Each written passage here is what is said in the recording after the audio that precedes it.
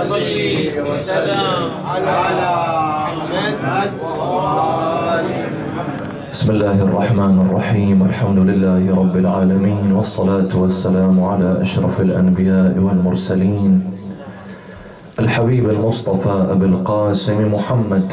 اللهم صل وسلم على محمد وآل محمد. اللهم صل وسلم على محمد وآل محمد. اللهم صل وسلم على محمد وآل محمد. صلى الله وسلم عليك يا سيدي ويا مولاي يا رسول الله، وعلى آل بيتك المظلومين. لعن الله الظالمين لكم من الأولين والآخرين. سيدي ما خاب سادتي من تمسك بكم، يا ليتنا كنا معكم فنفوز فوزا عظيما. السلام على صاحب السكينة، السلام على المدفون في المدينة. أما النبي فقد قضى وبقلبه من قومه قبسات وجد مكمني، والبضعة الزهراء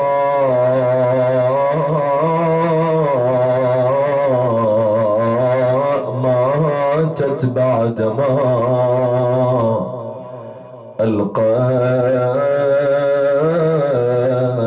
بضرب صياطهم للمحسنين، والمرتضى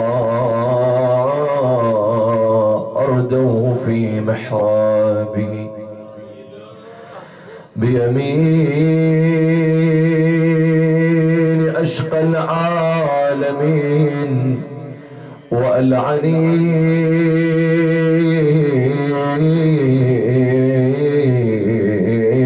وبشربة السم النقيع عداوة من كف جعدته قد قضى الحسن السني، وإليك عني لا تقل حدث بما لاقى الحسين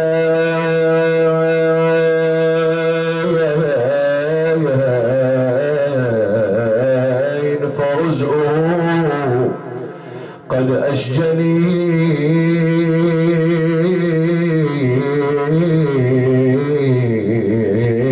حيث المصائب جنة، فما أدري ما أقص عليك إن كلفتني، أمصيبة التوديع يوم خروجه إذ قال يا جداه عندك ضمني. يلا ودع، هذه آخر ليالي الحزن. وضمني عندك يا جداه في هذا الضمن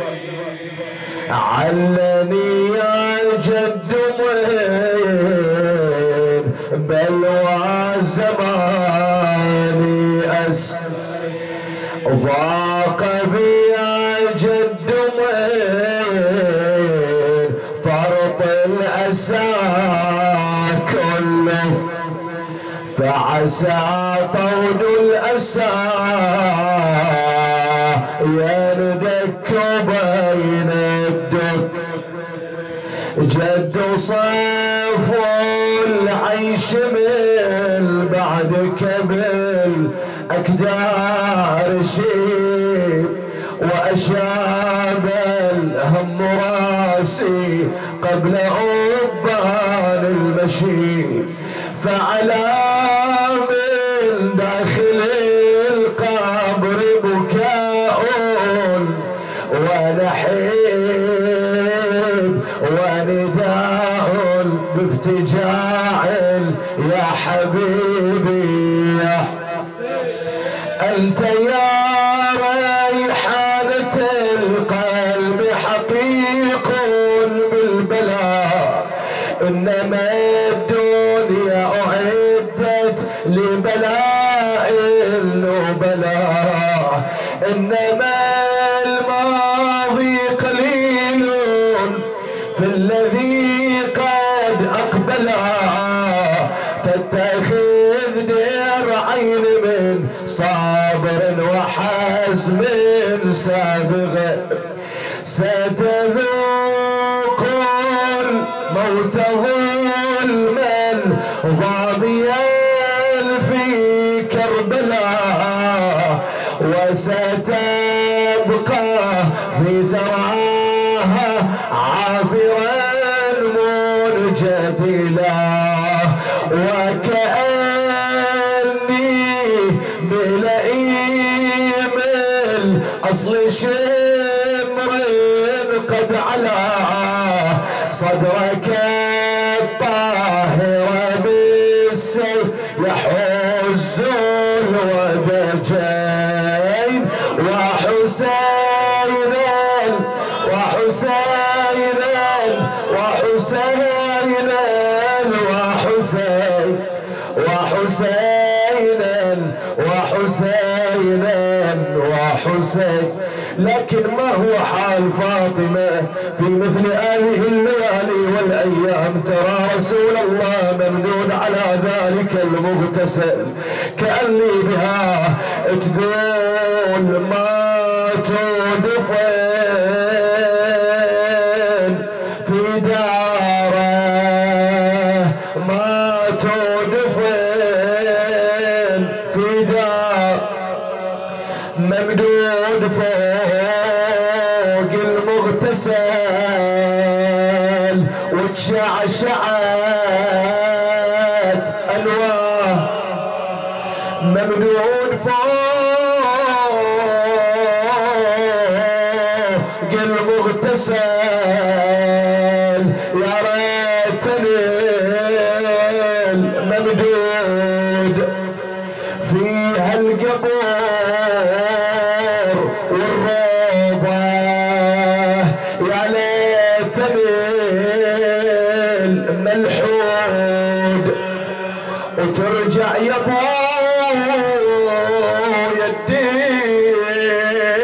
الدنيا وابقى اني المفقود وترجع يا بدر الداجي يا الساطع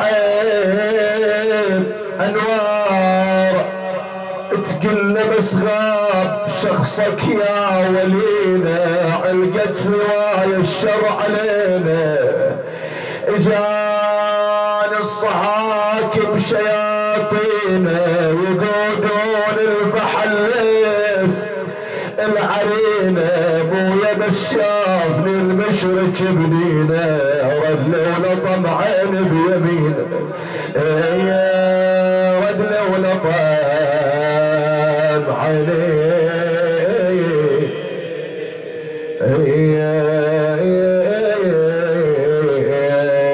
بيمين. بسم الله الرحمن الرحيم. إنما يريد الله ليذهب عنكم الرجس أهل البيت ويطهركم تطهيرا. تعجيلا بفرج المولى صاحب العصر والزمان، أرواحنا لتراب مقدمه الفداء وشمولنا بخفي ألطافه. ارفعوا أصواتكم ثلاثا بالصلاة على محمد وآل محمد. اللهم صل وسلم على محمد وآل محمد. اللهم صل وسلم على محمد وآل محمد. اللهم صل وسلم على محمد وآل محمد. في الثلاثة الأشهر الأخيرة من حياة رسول الله صلى الله عليه وآله وسلم تركزت بعض الأحداث الهامة جدا، وكان النبي صلى الله عليه وآله يحمل هما وثقلا كبيرا، عنده هدف وغاية يريد أن يبلغ أو أن يبلغ ذلك الهدف إلى جميع المسلمين. الحدث الأول في 26 من ذي القعدة أعلن النبي عن رحلته لحجة الوداع، أو كما يعبر عنها بحجة البلاغ. وهذه الحجة الوحيدة التي حجها رسول الله صلى الله عليه وآله وسلم بعد الهجرة. نعم، قبل الهجرة الروايات تقول أن النبي حج 10 حجات، وبعضها تقول 20 حجة، وبعضها تقول حج حجات من غير ذكر العدد. زين. فإذا حجة الوداع كان للنبي صلى الله عليه وآله وسلم هدفان رئيسيان. الهدف الأول هو لبيان حدود المناسك والمشاعر. النبي صلى الله عليه وآله لما خرج لهذه الحجة 100,000 تقريبا من المسلمين قد حجوا مع رسول الله صلى الله عليه وآله وسلم، فبين لهم حدود عرفات وحدود منى، وأتى لهم بالمناسك بما جاء في الدين الحنيف. يعني كان يطبق رسول الله قدامهم المناسك، لأنه إذا غاب القيم وغاب المرشد وغاب الواعظ أصبحت هناك فوضى.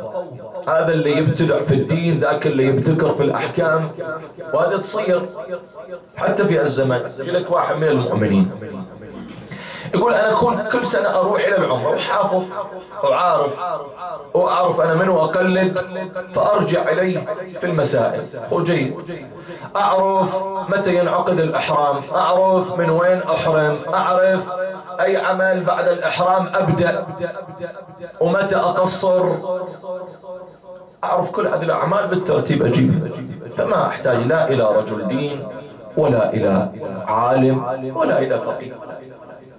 أقول ممكن أنه أنت حافظ صحيح وعارف هذه المناسك وهذه الأحكام، لكن الأحكام قد تتغير، هناك مستحدثات للمسائل. يجي واحد من الفقهاء يقول لك أنا ما يجزي عندي الطواف في الطابق الأول أو الثاني أو الثالث. يجي واحد من الفقهاء يقول لك مثلا المسعى التوسعة الجديدة هذه ما يجزي عند السعي فيها، فهذا يرجع إلى البلد على باله أنه أحل من إحرامه، لكن على رأي العالم اللي قلده لا زال محرما، فيقع في إشكال. فإذا النبي صلى الله عليه وآله وسلم أراد أن يبين إلى الناس تطبيق عملي للحج. هذا الهدف الأول والغاية الأولى. تقول طيب النبي ما يقدر مثلا وهو بالمدينة يبلغهم تعالوا ابدأوا بهذا الأمر وانتهوا إلى هذا الأمر؟ يقدر لما يقدر، ولكن تعال خلينا نرجع شوية في سيرة النبي صلى الله عليه وآله. كان النبي هو كثير من العبادات، مثلا لما تجي إلى صلاة الجنائز، كم مرة صلى النبي على جنائز المسلمين؟ لا يعد ولا يحصى. وكم كان المسلمون يؤدون صلاة الميت خلف رسول الله صلى الله عليه وآله، كثير. ولكن مع ذلك ومع التطبيق قدامهم هم يصلون وراه، ولكن اختلف المسلمون في جزئيات الصلاة. بعضهم قال النبي كبر في صلاة الميت 4 تكبيرات، بعضهم قال 5 تكبيرات. لذلك أمير المؤمنين صلوات الله وسلامه عليه لما صلى صلاة بالمسلمين قالوا لقد ذكرنا بصلاة قد صلاها رسول الله صلى الله عليه وآله وسلم. عين صلاة أمير المؤمنين نفس الصلاة هي صلاة رسول الله وكما أراد الله عز وجل. فإذا الهدف الأول من خروج النبي لحجة الوداع أو لحجة البلاغ كان لبيان حدود المناسك والمشاعر. هذا بالنسبة إلى الهدف الأول. الهدف الثاني لما قوي المسلمون وأصبحت عندهم قاعدة وكيان وصلت الرسالة إلى أقطار الأرض، فدخل اللي دخلوا إلى الإسلام مو شوية. لذلك عام لو نرجع شوية إلى الوراء قبل حجة الوداع، قبل عام 10 للهجرة، عام 9 للهجرة سمي بعام الوفود. كانت الناس تدخل إلى الإسلام وفود، قبائل، جيوش. يعني هذا قبيلة مثلا فلان 100 نفر يدخلون مرة واحدة إلى الإسلام، 200 نفر، 20، 30. فكانت قبائل تدخل إلى الإسلام. 100,000 اللي كانوا أو أكثر أو بهالحدود اللي كانوا في حجة الوداع من المسلمين. النبي عنده غاية وهدف أساس يريد أن يبلغ المسلمين. شنو هذا الهدف؟ يقول صاحب السيرة الحلبية النبي الأكرم صلى الله عليه وآله خطب في الناس 5 خطب في مكة. خطبة في اليوم 7، وخطبة في اليوم 9 يوم عرفات، وخطبة في يوم النحر يوم 10، وخطبة في يوم القر في منى يوم 11، وخطبة في يوم النفر الأول من منى اليوم 12. 5 خطب. طيب شنو مضمون هالخطب؟ جاء بعض العلماء وبحثوا في مصادر عدة حتى أحصل بعض 100 مصدر حتى يحظى بخطب النبي كاملة. وشنو قال النبي؟ ما توصل إلا إلى شذرات. وبجمع هذه القرائن نصل إلى أنه هناك غاية أساس عند النبي. نعم غايات وأهداف عند رسول، لكن مثل الغاية هي الغاية الأسمى عند رسول الله صلى الله عليه وآله. يقول في صحيح البخاري النبي الأكرم صلى الله عليه وآله ينقل صحيح البخاري هذه الرواية من ضمن كلام رسول الله في الخطبة. يقول يكون عليكم يعني أنتم أيها المسلمون 12 أميرا. النبي في بيان أو في مقام بيان القائم مقام رسول الله صلى الله عليه وآله من بعده. عددهم كم؟ عددهم 12 أميرا. اجي مسلم في صحيحه أيضا يقول عن النبي صلى الله عليه وآله لا يزال الدين عزيزا منيعا ما وليه 12.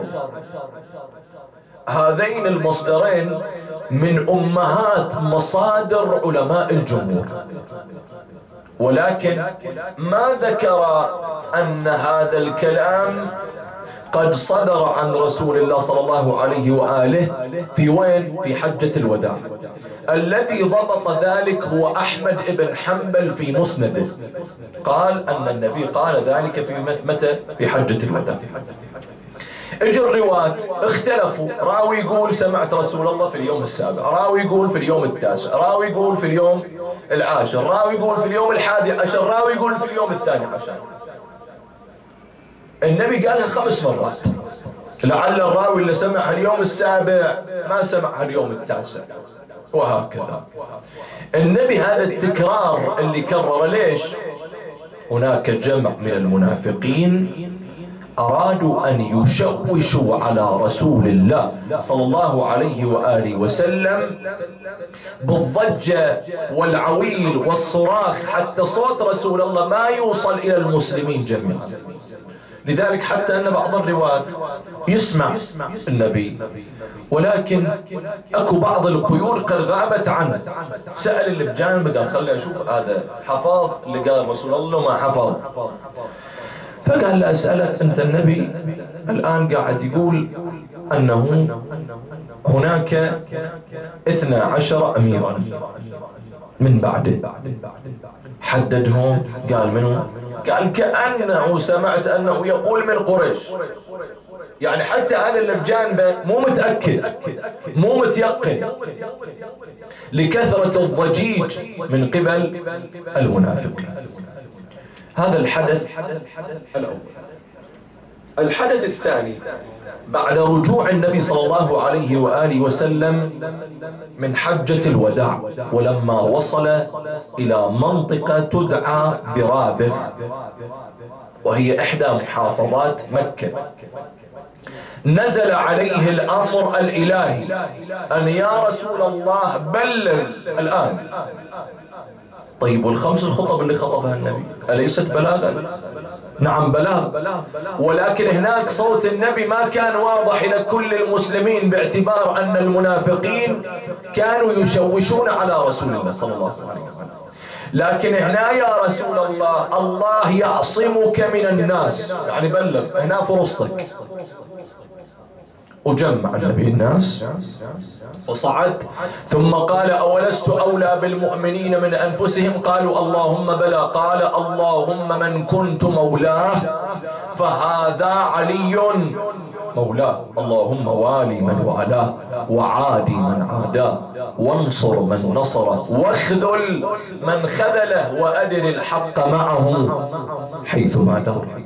هذا كان هم رسول الله أن يبلغ الناس بهذا الأمر.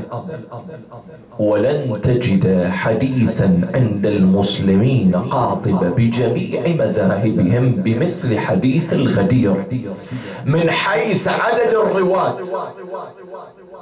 114 صحابي روى حديث الغدير، 89 تابعي روى حديث الغدير، 350 عالم من الخاصة والعامة ذكروا ذلك الحديث في أمهات المصادر. فإذا الحديث قطعي الصدور عن رسول الله صلى الله عليه وآله، لا شك ولا غبار على هذا الكلام. ولكن أين وقع الخلاف؟ وقع الخلاف في فهم مقاصد الحديث وفي فهم كلام رسول الله صلى الله عليه وآله. طبيعي الاختلاف في الأفهام شيء طبيعي. الآن أنا لو أجيب مصطلح في هذه الحسينية المباركة قد يفهم مني شخص شيء وشخص آخر في نفس الحسينية المتحدث واحد ويفهم شيء آخر. قد يكون كلا الفهمين صحيحين، هذا فهم الصحيح وده فهم الصحيح، وقد يكون كلا الفهمين خاطئين، وقد يكون فهم واحد صحيح وفهم واحد شنو مشتبه خاطئ. فإذا الاختلاف في فهم كلام رسول الله هذا الشيء وارد وحاصل طبيعي، الأمر طبيعي. فقالوا أنه احنا نقر بأن النبي صلى الله عليه وآله، لأنها واقعة مسجلة أن النبي في غدير خم رفع يدي أمير المؤمنين حتى بان بياض إبطي وقال اللهم من كنت مولاه فهذا علي مولاه. ما نقدر نشكك في هذا الأمر، كل المسلمين يذكرون وإحنا بعدهم ما ننكر هذا الشيء. ولكن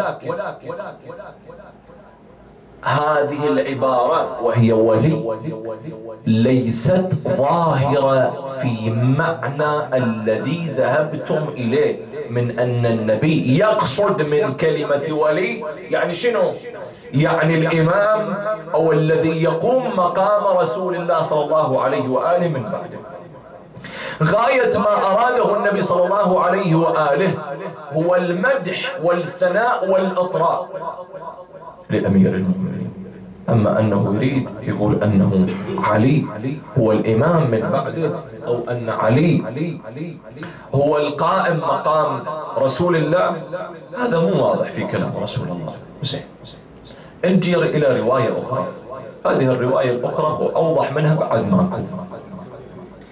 الرواية ينقلها صاحب كتاب نفحات الأزهار، ذكر عدة أسانيد لهذه الرواية اللي راح أذكرها الآن، أسانيد صحيحة على رأي علماء الجمهور. 9 أسانيد صحيحة على رأي منه علماء الجمهور، يعني هذه الرواية صحيحة. شنو الرواية تقول؟ النبي الأكرم صلى الله عليه وآله وسلم قال: يا علي أنت ولي كل مؤمن من بعدي. واضحة، من بعدي. أنت ولي كل مؤمن متى؟ من بعدي. فبجمع هذه الرواية مع حديث الغدير اللهم من كنت مولاه فهذا علي المولاه، نستخلص أن رسول الله صلى الله عليه وآله وسلم كان في بيان أو في مقام بيان الإمام والقائم مقامه من بعده. زين، هذا بالنسبة إلى الحدث الثاني. الحدث طبعا أحداث كثيرة، وكل تقريبا هذه الأحداث النبي كان همه وشغل الشاغل يبين منه اللي يكون من بعده. الحدث الثالث، استقر النبي صلى الله عليه وآله وسلم في المدينة بعد حجة الوداع، وجاءه جمع من الأنصار: يا رسول الله، الناس تدخل إلى الإسلام وفود، هذه الوفود لا تنقطع، احنا باعتبار أن لك الفضل الكبير علينا أن هديتنا من الضلالة إلى الهداية، من الظلمة إلى النور، فإلك حق علينا يا رسول الله، ونريد نرد جميلك، فنريد نعطيك ثلث أموالنا، توزعها على كيفك على راحتك، ثلث أموالنا إليك. وبعد هذول اللي يجوا يدخلون إلى الإسلام يشوفونها حلوة من رسول الله، أي واحد يطلع النبي ينطيه شنو؟ مبلغ من المال. النبي سكت، ما أجاب، لا بالنفي ولا بالإثبات، لا بالإيجاب ولا بالرفض، حتى نزل جبرائيل قال: يا رسول الله، قل لهم إن الله يقول: قل لا أسألكم عليه أجرا إلا المودة في القربى. يعني حتى الله عز وجل يريد أنه هذول المسلمين يعرفون منه الذي يقوم مقام رسول الله صلى الله عليه وسلم. زين، فقال لهم النبي: إن الله يقول: قل لا أسألكم عليه أجرا إلا المودة في القربى. انتون تريدون تردون الجميل إلي، صح لولا ثلث أموالكم خلوها يمكم، ما أريدها، ولكن الله في أهل بيتي خيرا، الله في بيت علي وفاطمة. ويجي لك بعض المنافقين يقولون النبي لا نزلت عليه آية قل لا أسألكم عليه أجرا ولا شيء. غاية ما يريد النبي يوصل إليه، يريد يرفع من مقام ابن عمه علي بن أبي طالب. النبي يقول: ما أوذي نبي بمثل ما أوذي طابور من المنافقين يظهرون الإسلام ويبطنون الكفر. الحدث الأخير اللي راح نذكره يرويه الخباب ابن الأرض، يقول: قبل 19 يوم من رحيل رسول الله صلى الله عليه وآله أمر النبي علي بن أبي طالب أن يمشي في سكك المدينة، ويقول ألا ومن ظلم أجيرا أجره فعليه لعنة الله، ألا ومن تولى غير مواليه فعليه لعنة الله، ألا ومن سب أبويه فعليه لعنة الله. قالوا شو هالحكي يا علي؟ شو هالكلام من وين جايبه؟ قال رسول الله أخبرني. قال بلغ الناس أي رسالة من رسول الله. تريدون تعرفون شنو معنى كلام النبي؟ روحوا إلى النبي، حتى لا تقولون علي بن أبي طالب يتقول على رسول الله. روحوا إلى النبي. فذهبوا إلى رسول الله قالوا يا رسول الله أصحيح أنك أمرت عليا أن يقول هذا الكلام؟ قال نعم. وأعاد النبي كلام أمير المؤمنين قال إني أمرت عليا أن ينادي فيكم ألا ومن ظلم أجيرا أجره فعليه لعنة الله، والله يقول قل لا أسألكم عليه أجرا إلا المودة في القربى فلعن الله من ظلمنا أجرنا. وأمرت عليا أن ينادي فيكم ألا ومن تولى غير مواليه فعليه لعنة الله، والله يقول النبي أولى بالمؤمنين من أنفسهم، وأنا أقول اللهم من كنت مولاه فهذا علي مولاه، فمن تولى غيرنا فعليه لعنة الله. وأمرته أن ينادي فيكم ألا ومن سب أبويه فعليه لعنة الله، وأشهد الله أني وابن عمي علي بن أبي طالب أبوا هذه الأمة فلعن الله من سبنا. منو يقدر على رسول الله؟ منو يتجرأ على رسول الله؟ غير اللي يكون منافق يظهر الإسلام ويبطل الكفر. لذلك تعال شوف في التاريخ، اقرأ كم مرة أرادوا اغتيال رسول الله. ليلة المبيت وهذه واحدة بات أمير المؤمنين على فراش رسول الله صلى الله عليه وسلم وفدى النبي بنفسه، ولكن أكو أكثر من مرة محاولة اغتيال. لما رجع من تبوك أيضا أرادوا أن يقتلوا، وفي موقف أيضا كان 14 منافق 14 منافق حتى نزل جبرائيل على رسول الله أن يا رسول الله ترى قدامك منافقين يريدون يقتلونك فالتفت انتبه منهم، والنبي تصرف وياهم، خلي كل هالأذية على صوت، لكن كلمة كلمة يسجلها التاريخ لها الوقع الكبير على قلب رسول الله، آذت قلب رسول الله بحيث النبي يسمعها يغشى عليه. في آخر لحظات عمره الشريف شنو يقول النبي؟ يقول آتوني بدوات وكتف حتى أكتب لكم كتابا لن تضلوا بعدي أبدا. وإذا بأحدهم قد قام قال دعوه إن النبي ليهجر.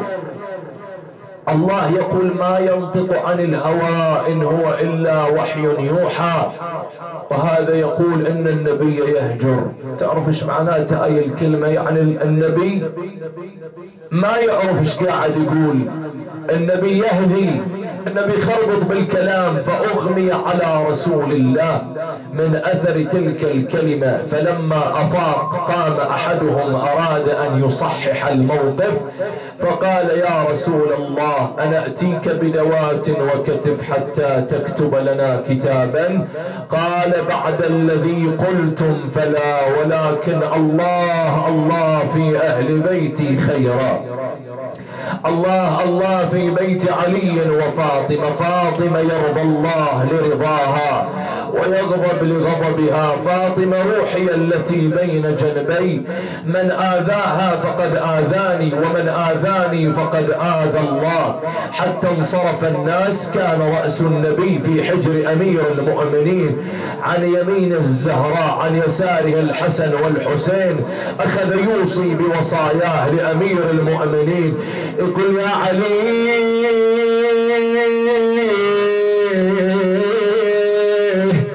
إن القوم يهجمون على دار فاطمة أتصبر يا علي؟ قال أفي سلامة من ديني يا رسول الله؟ قال بلى يا علي. قال إذن أصبر يا رسول الله. قال يا علي إن القوم يعصرون فاطمة بين الباب والجدار ينبتون المسمار في صدرها يسقطونها جنينها تكسر أضلاعها. أتصبر يا علي؟ قال بلى أصبر يا رسول الله، لكن ما أدري بهذا الموقف أمير المؤمنين شنو حاله. يا علي إن القوم يلطمون فاطمة على عينها. أين المنادي يا فاطمة وسيدتها؟ فأخشي على أمير المؤمنين أفاق. أفي سلامة من ديني يا رسول الله؟ قال بلى يا علي.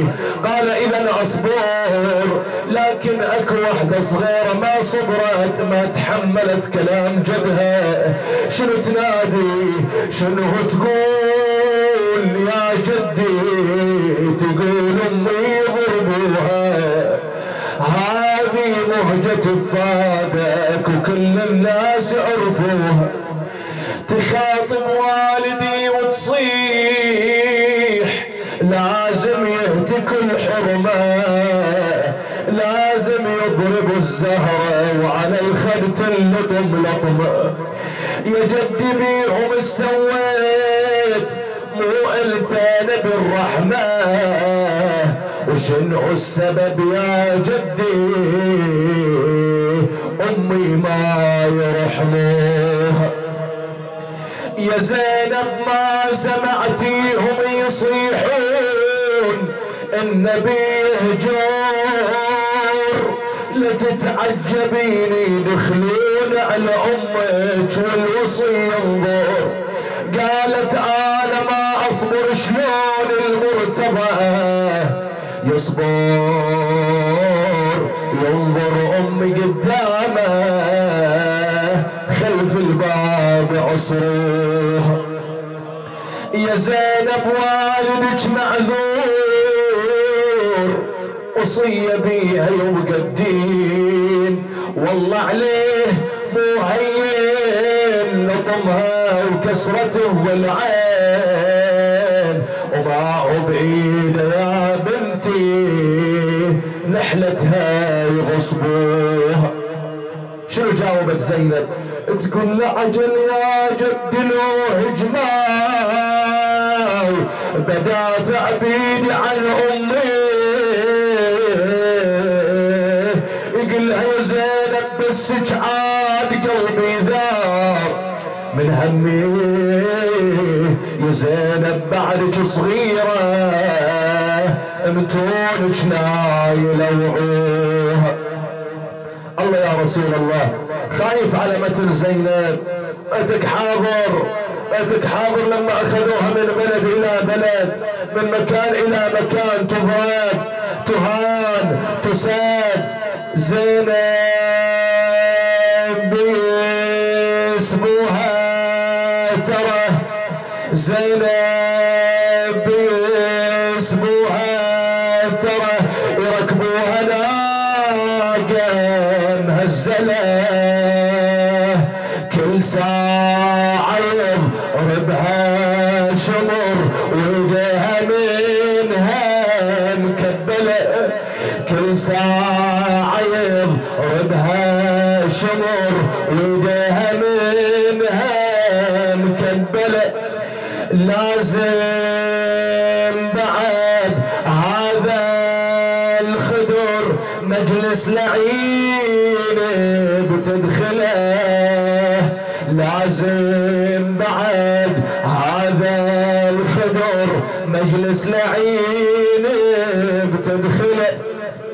فأخذ النبي يوصي بوصاياه وهو يقول يا علي إذا أنا موت غسلني حنطني كفني واعلم أن هذا الكفن من الجنة كفن لي وكفن لك يا علي وكفن لابنتي فاطمة وكفن لولدي الحسن وإذا بالنبي قد سكت أجأش بالبكاء نظرت فاطمة أبتاه ما لي أراك ما ذكرت كفنا لولدي الحسين قال لا يوم كيومك أبا عبد الله تبقى ثلاثا من غير غسل ولا كفان تصهرك حرارة الشمس. قامت عالي الزهرة تبكي بمحضر رسول الله. ليش تبكي يا زهرة على فراقك يا رسول الله؟ قال لا تبكين يا ام حسين سكتي لا تذوبيني إلك عصره وإلك لطمه على عيونك بعد عيني ولك مسمار يشق صدرك تنوحيني وتذوبيني ولك بالعين يم حسين خلف الباب تتكسر فأسرها رسول الله. تبسمت فاطمة ماذا قال لك يا فاطمة رسول الله؟ قالت إن النبي يقول أنني أول أهل بيته لحوقا به فسررت لذلك بينما النبي يوصي بوصاياه وإذا بالباب تطرق من الطارق. قال رسول الله يا زهرة هذا المفرق بين الأحباب هذا المفرق بين الجماعات هذا ملك الموت. قوم يا زهرة وافتح الباب هذا الذي ميعاد من حاجب وبواب هذا المفرق بين الأحباب بس الله عقوب موت بحسن وحسن. فدخل على رسول الله سلم عليه جئتني زائرا أم قابضا؟ قال بل قابض يا رسول الله. قال أمهلني حتى ينزل جبرائيل.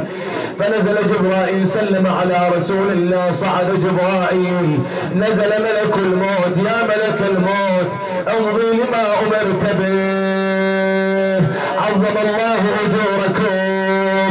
فأخذ ينزع الروح المقدسة إذ أرقى جبينه نادت أبتاه ما لي أراك قد أرقى جبينك. قال بنته إن المؤمن إذا نزل به الموت يعرق جبينه. يا ملك الموت أهكذا تقبض أرواح أمتي؟ قال بل أعظم يا رسول الله. قال إذا ثقل علي وخفف على أمتي. سكن أنينه تشهد الشهادتين أغمض عيناي أطبق فاه تدلت رقبته مد يدي ورجلاي وفاضت روحه الطاهرة. أين المنادي ونبياه ومحمدا؟ لكن ما هو حال فاطمة؟ جهزه أمير المؤمنين وضعه على صخرة المغتسل. جت الزهراء والله راح الغالي يا فاطمة راح عزك يا فاطمة. قالت اسم الله على طولك يا جمال الهاشمي على المغتسل ممدود يا خير البري يا مرتضى اكشف الوالي وجماله، شيل الجفل عن غرته، تودع اشباله. هذا الحسن مشعوب قلبه غور الحاله، وهذا الشهيد حسين عبرته جريه، واللي تغسل والديه وين العمامة فوق المنابر ما حلا حلو الجهة، وقبل تشيله خليه تودع اليتامى، من بعد ما نرتجي للبيت جيه. ما غمرت عين رسول الله واذا بالقوم على باب دار الزهراء، يا علي اخرج والا احرقنا الدار وما فيه. قيل له ان في الدار فاطمه، قال وان. لذلك سليم كان خارج المدينه، اول ما رجع شاف اهل المدينه في حاله عزاء، في حاله بكاء. الصاير عليكم يا اهل المدينه، يا سليم افي غفله انت؟ خبرون الصاير. قالوا له ان القوم قد هجموا على دار فاطمه. قال ما اصدق هذا الكلام. من تصدق يا سليم؟ قال اصدق سلمان. سلمان منهم اهل البيت. جاء الى سلمان، سلمان يعمل بمسحاته.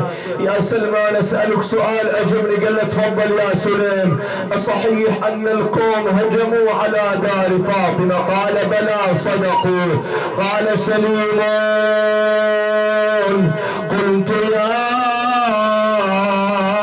سلمان هل دخلوا ولم يكن استئذان؟ فقال إيه وعزة الجبار ليس على. بس يا سلمان لا تكمل. قال خلينا اكمل لك المصيبه يا سليم. ليس على الزهراء من خمار لكنها نادت وراء الباب رعاية للستر والحجاب، فمذ رأوها عصروها عصرا كانت بنفسها أن تموت حسرا. تنادي بويا قمت للباب، قمت للباب لكن ما علي حجاب، حسبي الرجس من اللي دخل في الباب. بويا عصرني واسقط المحسن، عصرني واسقط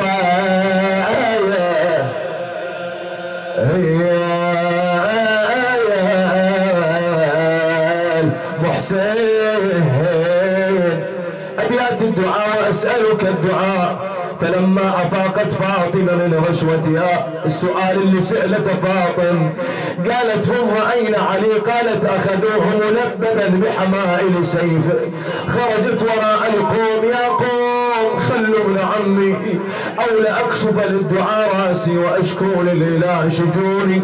ما كان ناقة صالح وفصيلها بالفضل عند الله إلا دوني. همت أن تدعو على القوم وإذا بأمير المؤمنين نظر إلى سلمان. يا سلمان أدرك أمة محمد وقل لفاطمة إن أباك بعث رحمة فلا تكوني على القوم نقمة. جاء سلمان أخبرها بكلام علي. قالت عم يا سلمان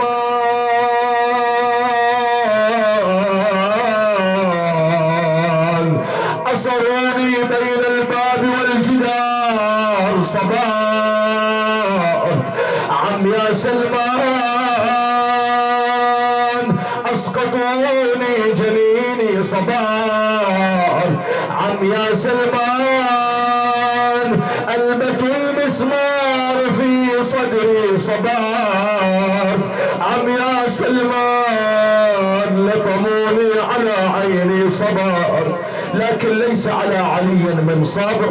وإذا بالرجل قد أمر عبده قل ارجع إليها، ارجعها إلى دارها، إن أبت لوعها بالصياط على متنها. عظم الله أجوركم. فجاء إلى فاطمة أبت أن ترجع فاطمة إلى دارها، فرفع الملعون صوتا ضربها على متنها حتى سقطت على الأرض. نادت وأبتا ومحمدا قالت بويا آمر على عبده ضربني من ضربة القاع ذبني. ومن الناس ما واحد حشمني. تقلبوا يا بس غاب شخصك يا ولينا، علقت رواية الشر علينا. اجال الصعاكب شياطينا يقولون الفحل في العرينة. بويا بس شافني المشرك بنينا، رجلي ولطم عيني بيمينه.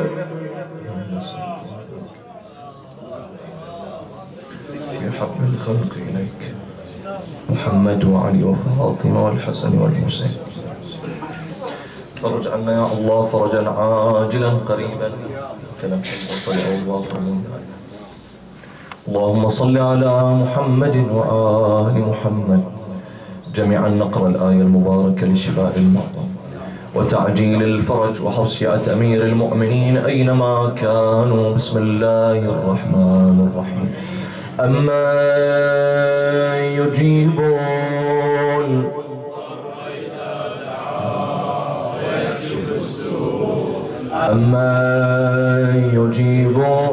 المضطر إذا دعاه.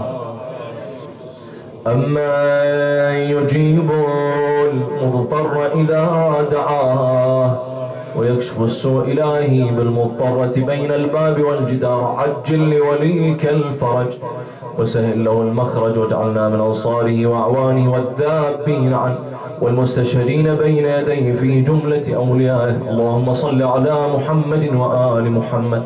اللهم كن وليك الحجة ابن الحسن صلواتك عليه في هذه الساعة وفي كل ساعة وليا